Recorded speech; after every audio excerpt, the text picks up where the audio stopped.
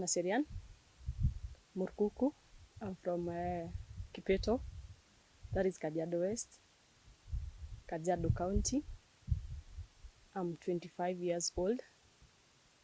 I'm a model by profession. I was born here and raised here. I went to school at Njoronyori Primary School. After that, I went to Ewaso Girls Secondary School. It's been a challenge here because kuamka asubuhi, we could literally wake up at 3. Tunaanza safari ya kwenda shule because unajua tu kishachelewa, unajua consequences ya kushachelewa. So saa zingine hata sisi tulikuwa tunamka saa 8, tunajipata tumelala barabarani because we were still young.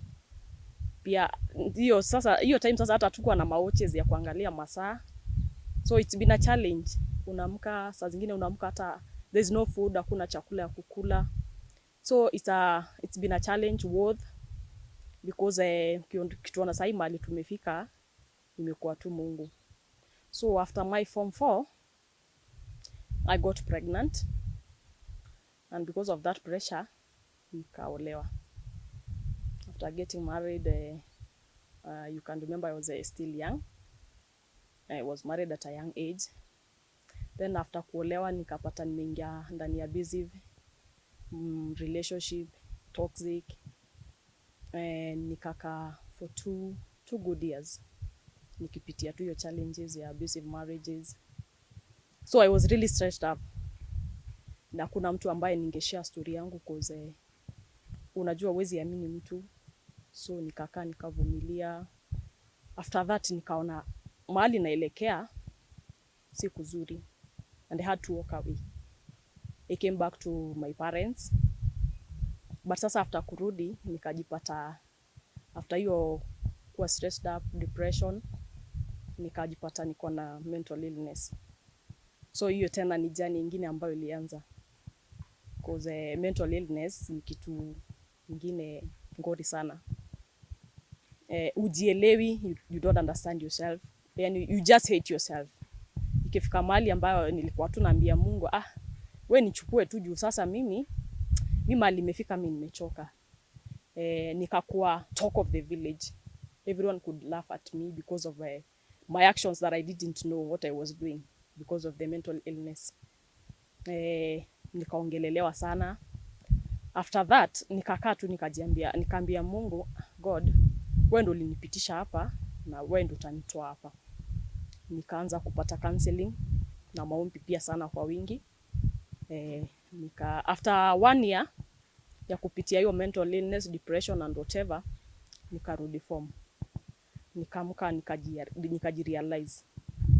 Nikasema okay, my mom was a so close person to me kwa hiyo situation. So after kurudi form akakuja akaniambia this and this happened. People talked about you but don't mind because I know you have a bright future. So after that, okay, nikiwa tu high school na primary, watu walikuwa wananiambia, mbona usimodel, you look like a model, unaweza model vizuri sana. So after healing nikajirealize, I can model. Nikaamka and I took that crown. Nikajaribu Miss Ngurumani, that is a Magadi, na nikachukua the crown. Okay, juzi 2021 there was this Eastern Talent Awards. A friend of me akaniambia kuna hii competition, can you just try? Nikamwambia yes, I'm in, I'll try it. Na nikachukua crown Miss Eastern Talent Awards 2021, and I can literally say imekuwa journey ngumu sana because first of all my family haijiwezi sana, yani we are just there. So unapata saa zingine ukienda hata ukiitwa uendo model, hauna hiyo pesa ya kununua hizo nguo ama makeup ama hata hiyo fare ya kufika mahali unahitajika. So imekuwa challenge sana, but I can really thank God. Mimi husema tu kama si Mungu mimi sijui sasa ningekuwa wapi. Because vitu mingi sana zimehappen ambayo singeweza kujitoa mahali nilikuwa. But with the help of God, now I'm here.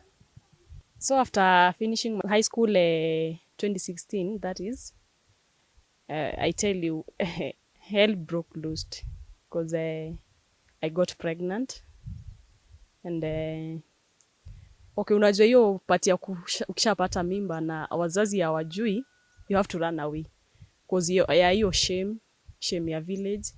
Utaanza aje kuambia watu you're pregnant na ni juzi tu umemaliza form 4?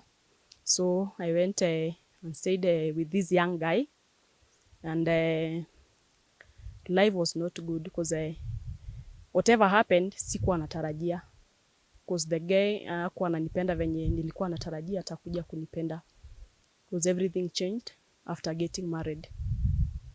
Nikaanza kupitia tu abusive marriage, violent, kila saa. I could sleep kwa corridor na mtoi hadi asubuhi, na naamka tu asubuhi with a smile because ungetaka kuelezea story yako because of the village people wataanza kukuongelelea. So nikavumilia for 3 years, kupigwa kila siku, kukaa njaa, kulala na mtoi hata ana diapers.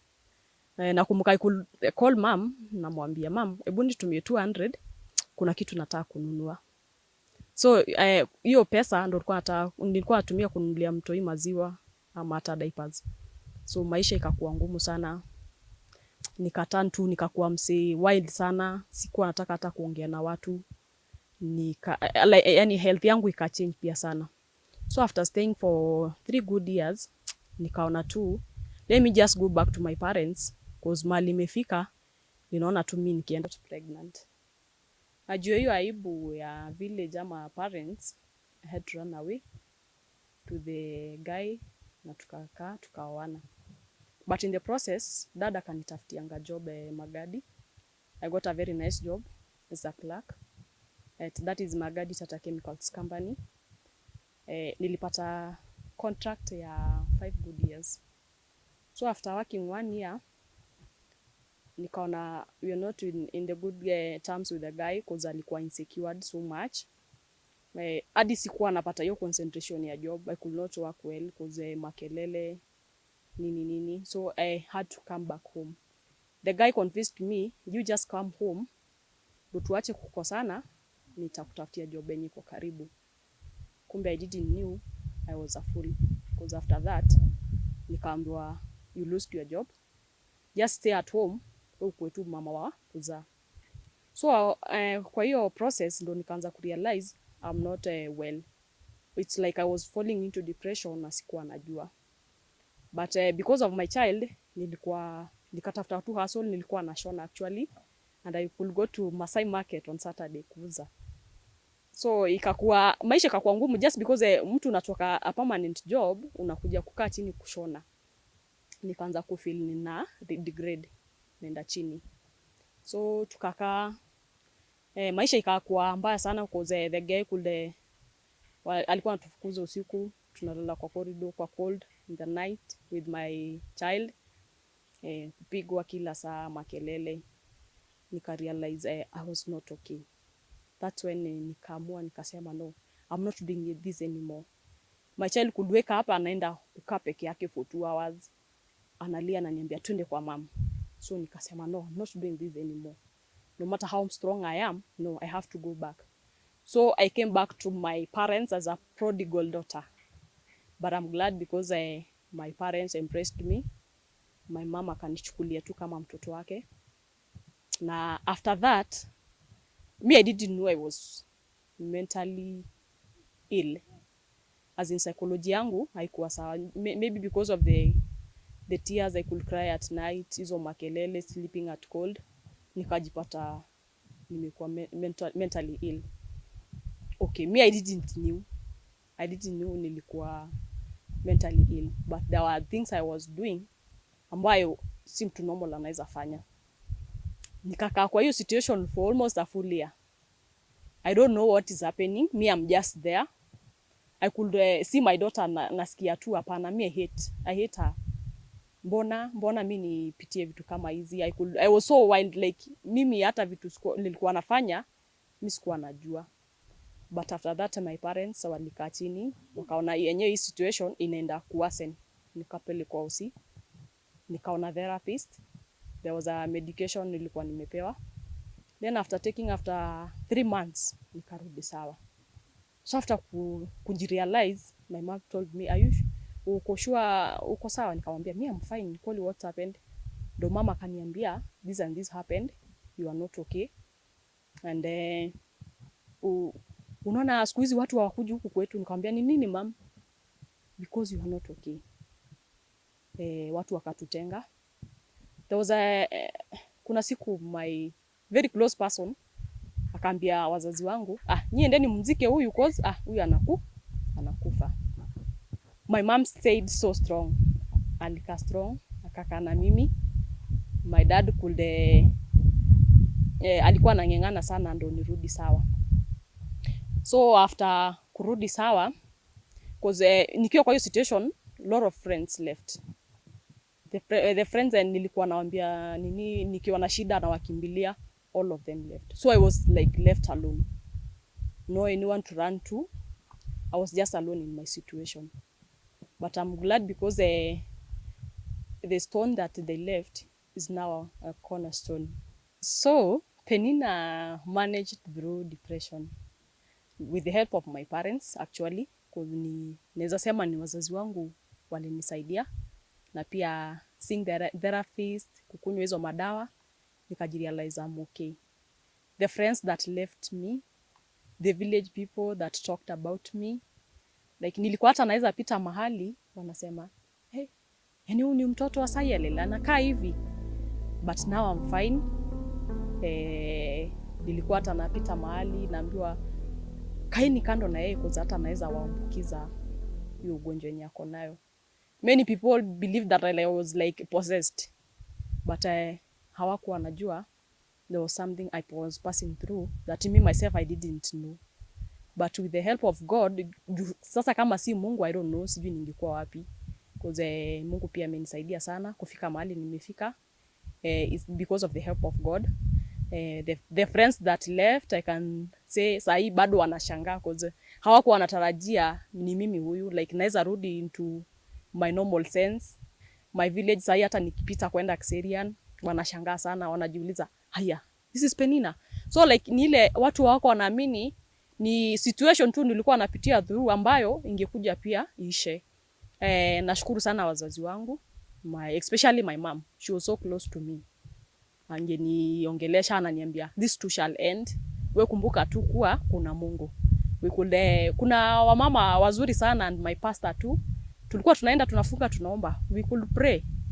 Tunafunga maybe on a Monday tunaomba. So after kidogo nikakuja nikarudi form. Nikakuwa sawa. And now I'm here. Very healthy because hiyo time mwili yangu hata ilididimia, like nilienda hadi weight yangu ilikuwa less sana, but now I'm fine. Health yangu imerudi. Yeah, all through that a new dawn came. There's a proverb that Masai says, mito niage njara. Ndo I wake up and I said magera to njara. Whatever people said, I'm not as in siezi chukulia venye wanasema. I have to change my life. Now that my career started, kitambo kiasi, I was okay, I can say modeling is my passion. Na nilikuwa napita mahali naambiwa hey model sasa. Hiyo time hata bado sikuwa nimeanza kumodel. So nikasema yes. So this is something in me. Let me go for it. So ndo nikaanza tu kuingia kwa limelight, nikaintroduciwa modeling na watu wakanishika mkono. Nikaanza kuparticipate kwa events. Nilikuwa naitwa kwa events. Hey, si ukuje tumodelie? Nikamwambia yes, I'm fine, I'm coming. So after that ndo nikaingia sasa ndani ya modeling. Nikaichukulia kama ni career yangu. Ni kitu ambayo nimezaliwa nayo. So I have to go for it. Ndo there's this participation ilikuwa ya Eastern Talent Awards. A friend of me told me there's this inaenda, it's ongoing, can you join? Nikamwambia yes, definitely, I'm into it. Ndo tuka participate, ilikuwa last year August, and I won Miss Eastern Talent Awards.